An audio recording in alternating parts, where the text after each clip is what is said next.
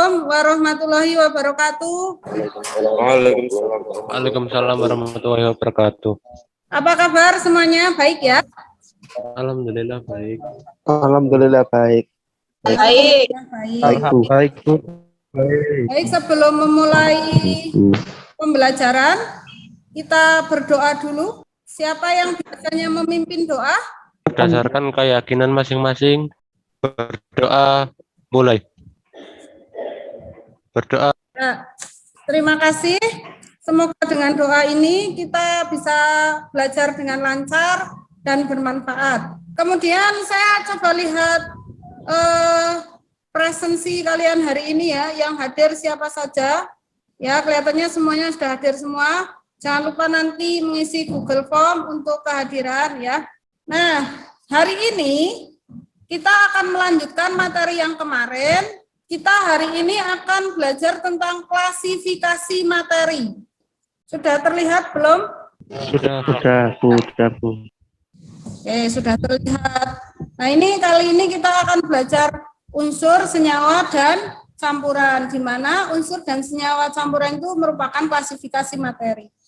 Nah, sebelum kita masuk ke klasifikasi materi, kita ingat-ingat dulu ya, materi yang kemarin. Kemarin kita belajar tentang apa? Ya, kemarin kita belajar tentang materi. Masih ingat apa enggak? Apa itu pengertian materi? Mas Alvin? Saya, Bu. Jawab. Materi adalah massa dan menempati ruang. Ya, betul. Materi adalah segala sesuatu yang memiliki massa dan menempati ruang. Bagus sekali ya. Nah, siapa yang bisa memberi contoh materi itu? Contohnya materi. Mas? Saya, Bu. Ya. Contohnya tanah, besi, batu, Bu. Ya, ada tanah, kursi, batu. Nah, ini kan yang menjawab cuma beberapa ya. Cuma beberapa. Jadi, kalian coba buka Mentimeter, kalian jawab Mentimeternya.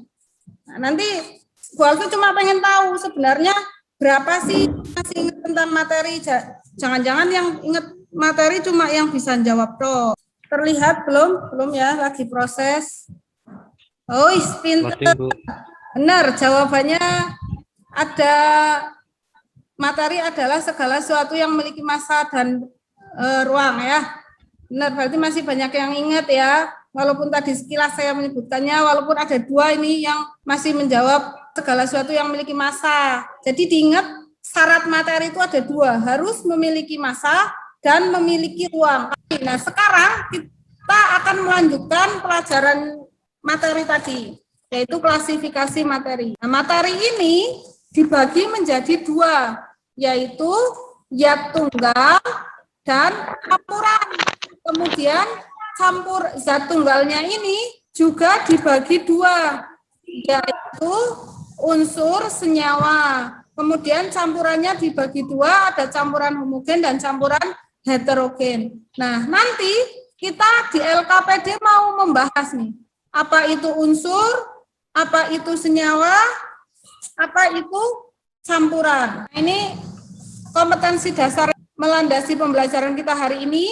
Kemudian indeks pencapaian kompetensinya adalah menganalisis dan membedakan unsur. Tujuannya apa?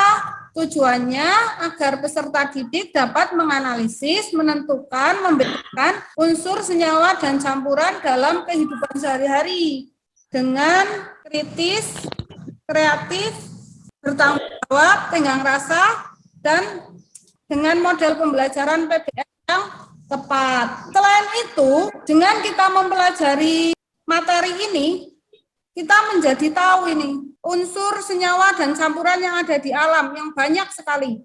Dengan misalnya ya, kita ada emas sama perunggu. Juara 1 dapat emas, juara 2 dapat perunggu. Nah, ini unsur apa sih yang ada di dalamnya itu? Kita lanjutkan. Nah, ini unsur. Kita perhatikan ini ada baut, ada cincin, ada pensil. Nah, ini kira-kira itu terbuat dari apa? Nah, nanti akan kita bahas di dalam LKPD. Berikutnya, nah ada perunggu. Nah, kita bisa membedakan nanti emas sama perunggu itu apa bedanya. Kita akan pelajari nanti. Pembahasan di LKPD selanjutnya adalah tentang senyawa. Tadi sudah unsur. Nah, ini senyawa. Apa itu senyawa dan apa bedanya dengan unsur? Pembahasan selanjutnya adalah campuran. Nah, ada senyawa, ada unsur, ada campuran. Ini bedanya apa? Ini yang akan kita diskusikan. Jadi nanti menggunakan ELKPD pada Google Classroom. Kalian masuk ke Google Classroom, kemudian kalian bahas di sana, kalian diskusikan. Bisa menggunakan bahan ajar yang sudah Bu Alfit berikan minggu lalu, bisa juga internet, buku paket, atau kalian bisa mencari di YouTube atau tempat-tempat lain informasi dan pengumpulan data dengan sumber-sumber yang relevan. Kemudian untuk membuat laporan ELKPD-nya nanti, kalian diskusikan dulu menggunakan Google Classroom. Baru hasil diskusinya silahkan dituliskan pada LKPD. Baru yang terakhir kita buat kesimpulan. Oke? Silahkan teman-teman masuk ke Google Classroom. Sudah, Bu. Ada LKPD unsur senyawa dan campuran ya. Kelompoknya sesuai dengan yang kemarin waktu kita membahas materi ya. Jadi ada kelompok 1, kelompok 2, kelompok 3. Ada pertanyaan belum? Silahkan yang mau bertanya. Sudah terlihat belum teman-teman? Sudah, Bu. Oke, kalau sudah, ini amati tabel periodik unsurnya. Kemudian silahkan oksigen itu lambangnya apa, besi lambangnya apa, seperti itu. Kemudian, nah, setelah kalian bisa memahami unsur senyawa, nah kalian amati gambar-gambar ini. Gambar yang C, Mbak Ami, unsur atau senyawa ini? Garam. Senyawa, Bu. Ya, pinter, senyawa. Bu mau bertanya. Saya belum paham, Bu. Gambar nomor 1 menurut saya itu campuran. Ada yang bisa menjawab, kenapa? Tapi ada yang berpendapat itu campuran. Nah, ada yang bisa menjawab kenapa itu senyawa. Apa alasannya kenapa itu senyawa? Kan berdasarkan modul ajar yang Bu Alfit berikan ke kami, kalau saya mengamati ada rumus kimianya. Kalau campuran tidak memiliki rumus kimia, Bu. Oh iya benar. Itu bedanya, tadi udah dijawab sebenarnya ya. Kalau campuran nggak ada rumusnya ya, kalau senyawa ada rumusnya. Jangan lupa ya, diskusinya kalian lanjutkan. Jangan lupa persiapan untuk presentasi. Kita lihat ya, kita coba lihat kelompok 1. Ini sudah ada 3. Wah, bagus nih Mas Alvin Rauf sama Mas Rafid. Ini sudah memberi tanggapan. Lanjutkan ya. Ya, Bu. Kelompok 3-nya ini udah banyak banget ini. Oh iya, ini ada koreksi sedikit ya. Untuk menulis PB, P-nya besar, B-nya harus kecil. Jadi kalau menuliskan unsur itu, kalau satu unsur, huruf pertama besar, huruf keduanya kecil. Harus seperti itu. Kita mulai presentasinya ya. Silakan Mas Alvin, bisa dimulai. Dengan mengamati tabel lambang unsur pada gambar H adalah lambang unsur senyawa berikut. Nama unsur oksigen, lambang unsurnya O2. Nama unsur besi, lambang unsurnya Fe.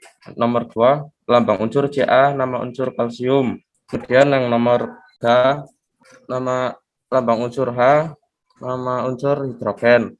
Kemudian nomor 4, nama senyawa air, lambang senyawa H2O. Selanjutnya pengamatan dan memahami lambang unsur. 1A, unsur karena terdiri dari satu jenis zat. C, campuran, komposisinya tidak tetap. Yang nomor 6, sifat zat. Unsur zat murni atau tunggal, senyawa zat murni atau tunggal, campuran bukan zat murni. Sifat cara pemisahan zat penyusunnya, unsur tidak dapat dipisahkan, senyawa hanya dapat dipisahkan secara kimia, campuran dapat dipisahkan secara fisika. Ya, Bu. Bagus. Oke, dari hasil presentasi tadi ada pertanyaan. Saya, Bu. Ya, gimana? Apakah kalau senyawa pasti ada rumus kimianya, Bu? Ada yang jawab tadi siapa? Ya Bu, Iya, coba Fahmi. pasti ada karena komposisinya pasti. Iya, bagus. Benar tadi sudah dijawab di depan sebenarnya ya. Iya, kalau senyawa itu mesti ada rumusnya. Dari pembelajaran yang sudah kita lakukan, kira-kira siapa yang dapat menyimpulkan? Fahmi Bu, Oh, Fahmi. Oh iya, silahkan Mas Fahmi. unsur adalah zat tunggal yang tidak dapat diuraikan lagi menjadi zat yang lain. Lebih sederhananya melalui reaksi kimia sederhana. Dalam keseharian unsur ini, setiap unsur memiliki nama dan memiliki lambang. Unsur senyawa adalah gabungan dari unsur-unsur komposisi pasti. Sudah Bu. Ada yang mau menambahkan? Saya mau menambahkan Bu, untuk campuran dari beberapa unsur atau senyawa yang komposisinya tidak pasti Bu. Bagus. Baik, ini kesimpulannya sudah cukup bagus ya. Unsur adalah zat tunggal yang tidak dapat dipisahkan menjadi zat lain yang lebih sederhana.